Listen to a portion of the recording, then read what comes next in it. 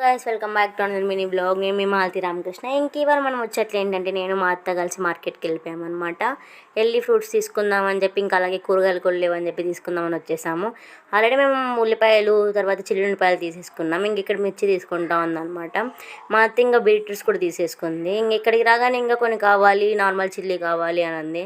ఇంక సరే అని చెప్పి వెయిట్ చేస్తూ ఉన్నా అనమాట. మా అత్తేమో 2 డిఫరెంట్ టైప్ బ్యాగ్ తెచ్చిందనమాట. ఎక్కువ వెయిట్ ఉన్నదానికి ఒక బ్యాగ్, నార్మల్గా వెయిట్ ఉన్నదానికి ఒక బ్యాగ్ అని చెప్పి, సర్లే అత్త రెండు నేనే మోస్తా అని చెప్పి బిల్డప్ ఇచ్చాను అనమాట. రెండు నేను ఎత్తలేకపోయాను. నాకైతే ఇంకా అర్థమైపోయింది మా అత్తకి. మేము సంతకు వచ్చి 7 మినిట్సే అయ్యింది అనుకుంటాను.